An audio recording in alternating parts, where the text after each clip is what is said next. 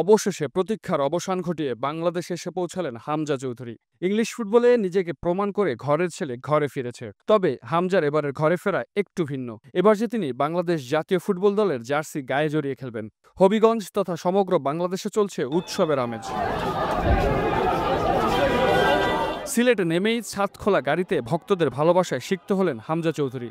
জাতীয় দল হয়ে ভারতের বিপক্ষে খেলতে প্রথমবারের মতো বাংলাদেশে আসা এই ফুটবলারকে বরণ করে নিতে বিমানবন্দরে জড়ো হয়েছিলেন হাজার হাজার সমর্থক। ব্যানার হাতে স্লোগানে মুখরিত ভক্তদের সেই উচ্ছ্বাসের জবাব হাসি মুখেই দিলেন হামজা। হামজাকে সচক্ষে এক নজর দেখার জন্য সিলেট ওসমানী বিমানবন্দরের বাইরে ভিড় করেন সমর্থকরা। বিমানবন্দরে ভক্তদের চাপ সামলাতে হিমশিম খাচ্ছিলেন বাফুফে কর্মকর্তা, আইন শৃঙ্খলা রক্ষাকারী বাহিনীর সদস্যরা। ছিল বিপুল সংখ্যক স্থানীয় ও জাতীয় পর্যায়ের গণমাধ্যম কর্মীদের ভিড়। বিমানবন্দরে নেমে খুব অল্প সময়ের জন্য সাংবাদিকদের সঙ্গে কথা বলেছেন তিনি। জানিয়েছেন দেশে ফিরে আনন্দিত তিনি। হামজা বলেন, দেশে ফিরে ভালো লাগছে, আমি খুব রোমাঞ্চিত, আমার হৃদয় আনন্দে পরিপূর্ণ।